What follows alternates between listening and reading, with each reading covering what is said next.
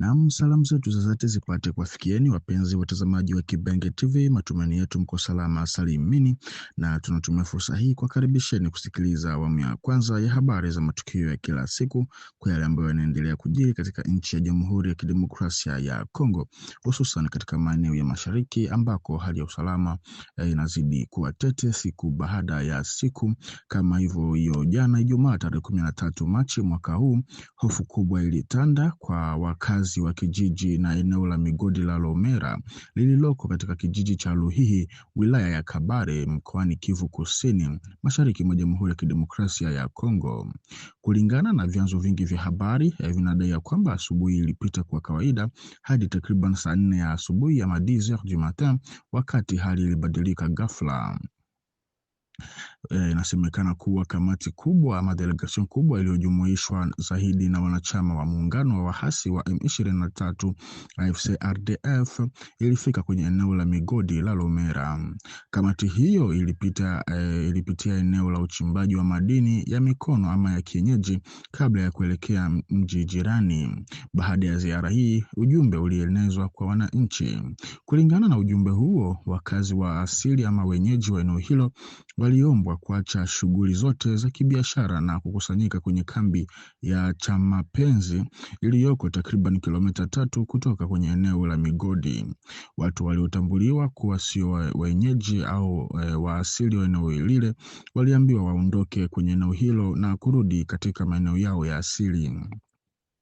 Wananchi wanasema kuwa awali waliamini kuwa kamati hiyo ama delegation hiyo ilikuja kutangaza ufunguzi upya wa migodi kwa ajili ya uchimbaji wa kienyeji kama ilivyotajwa hivi karibuni na gavana wa AFC M23, lakini badala yake wanasema walipokea ujumbe wa kuondolewa. Tangazo hili limesababisha kutoelewana na hasira miongoni mwa wakazi, wakihoji namna gani watakayoishi nayo baada ya kuachishwa kazi hiyo ambayo ndiyo ilikuwa kitovu chao cha kiuchumi.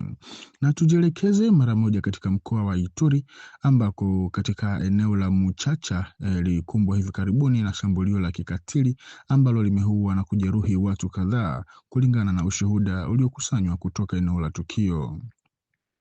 Nyumba nyingi zinaripotiwa kuchomwa moto na mgodi wa madini wa eneo hilo uliteketezwa kisha kuporwa na wavamizi hao. Kulingana na wakazi waliohojiwa, walidai kwamba washambuliaji hao ni wanamgambo wa wanachama wa kundi la kigaidi la Allied Democratic Forces IDF. Wakazi pia wanashinikiza kuwa kulikuwa na ukosefu wa kikamilifu wa vikosi vya usalama wakati wa shambulio hilo, jambo lililoacha jamii kuwa hatarini kabisa. Shambulio hili linaonyesha tena udhaifu wa usalama unaoendelea katika maeneo kadhaa ya Ituri ambapo mapigano ya silaha na wizi wa rasilimali ni jambo la kawaida. Migodi hasa ile yenye dhahabu na rasilimali nyingine za thamani mara kwa mara inakuwa lengo la makundi ya silaha yanayotafuta fedha za kufadhili shughuli zao au kusimamisha ama kuimarisha udhibiti wa maeneo.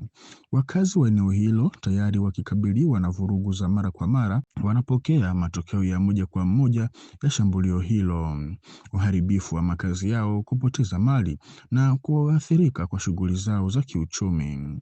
Mashirika ya kiraia pamoja na baadhi ya mashirika yasiyo ya serikali ama NGO ama ONG wa uchunguzi wa eneo hilo wanasisitiza hatari ya kuongezeka kwa vurugu na kuongezeka kwa hali ya kibinadamu ikiwa vikosi vya usalama havitazidi kuwepo kwa nguvu katika maeneo hayo. Hali hii pia inaonyesha ugumu wa mgogoro mashariki mwa DRC ambapo makundi mbalimbali ya silaha kama Mai Mai, IDF na milisha zingine za ndani yanashindana kudhibiti rasilimali za asili, huku yakiongeza ukosefu wa utulivu na mateso kwa wakazi. Katika mashariki mwa Jamhuri ya Kidemokrasia ya Kongo, mapambano ya kudhibiti rasilimali za asili yanaendelea kuwa moja ya sababu kuu za ukosefu wa utulivu.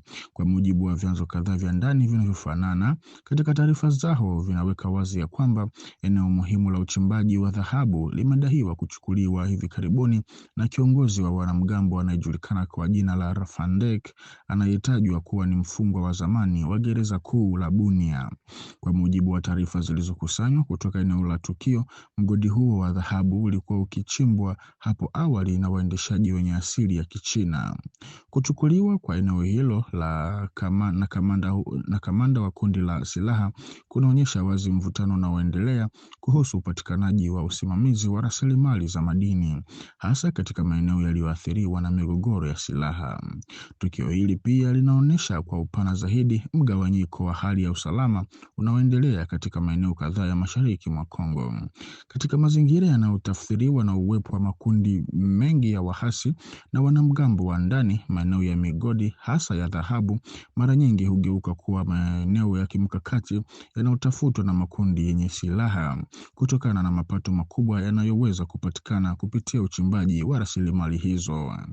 Katika muktadha huu ama konteksti hii, mgogoro mgumu ambao wakati mwingine hufanuliwa kama vita vya mseto ama guerre hybride, makundi mbalimbali yenye silaha hujaribu kuimarisha ushawishi wao wa kijeshi na kisiasa kwa kudhibiti maeneo yenye utajiri wa madini. Dhahabu ambayo ni rasilimali inayohitajika sana katika masoko ya kimataifa, inakuwa hiyo ndio chanzo muhimu cha fedha kinachoweza kusaidia baadhi ya makundi kufadhili shughuli zao za kijeshi au kupanua udhibiti wao wa maeneo. Hali hii inaendelea katika mazingira ya usalama ambayo tayari ni dhaifu katika majimbo ya mashariki mwa Jamhuri ya Kidemokrasia ya Kongo, hasa katika mikoa ya Kivu Kaskazini na Ituri ambako mapigano yanayohusisha makundi mbalimbali ya wahasi ikiwemo M23 AFC RDF yanaendelea kuathiri kwa kiasi kikubwa utulivu wa eneo hilo pamoja na maisha ya raia. Na tukisalia huko mkoani Ituri, angalau raia 16 ndio walipata kuuawa katika mlolongo wa mashambulizi ya silaha yanayohusishwa na kundi la wahasi la Codeco katika jimbo la Jugu mkoani Ituri, mashariki mwa Jamhuri ya Kidemokrasia ya Kongo. Kulingana na vyanzo vingi vya habari vya ndani kabisa, vinaripoti ya kwamba wawakilishi wa jamii za kiraia wanasisitiza kuwa mashambulizi hao walifanya mashambulizi la wakati mmoja katika maeneo kadhaa ikiwemo vijiji vya Mbaa, Gokpa na Dendro baada ya zaidi ya miezi mitatu bila ukatili mkubwa katika eneo hilo. Ukatili huo ulitendwa na wanaume wenye silaha wakiwa na bunduki na silaha za mapanga ambao waliingia katika vijiji vilivyolengwa na kufyatua risasi kwa raia, huku takwimu zikitaja kuathirika kwa watu kadhaa ambao katika kijiji cha Mbaa walikufa watu wapatao 4, katika kijiji cha Gokpa walikufa watu wapatao 5 na katika kijiji cha Dendro walikufa watu wapatao 7. Kati ya waathirika walikuwa watoto na wanawake ambao watoto 7 na wanawake 4 wameripotiwa kuuawa kulingana na wakilishi wa jamii za kiraia na za maeneo hayo. Ila mashirika ya kiraia yanaeleza kuwa majibu na takwimu yanaweza kuwa kubwa zaidi ya hapo, huku baadhi ya vyanzo vya kijamii vikisema idadi inaweza kufikia watu 25 hadi 30, ingawa takwimu hizo bado hazijathibitishwa rasmi na mamlaka husika. Kutokana na mlipuko huu wa ukatili, jumuiya za hapa na viongozi wa kijamii wanaita kwa haraka kuingilia kati kwa jeshi la wananchi la Jamhuri ya Kidemokrasia ya Kongo FARDC ili kulinda sehemu hii ya wilaya ya Jugu iliyokumbwa na ukosefu wa usalama. Mashambulizi haya yanaonyesha udhaifu endelevu wa usalama katika Ituri ambapo kundi la wahasi la Codeco linaendelea kulenga raia mara kwa mara licha ya operesheni za kijeshi na jitihada za kuleta utulivu katika eneo hilo. Na kwa taarifa hii, mpenzi mtazamaji wa Kibenge TV, ndiko ambako tunakwenda kukomesha awamu ya kwanza ya matangazo ya habari za matukio ya kila siku kwa yale ambayo yanaendelea kujiri katika nchi ya Jamhuri ya Kidemokrasia ya Kongo.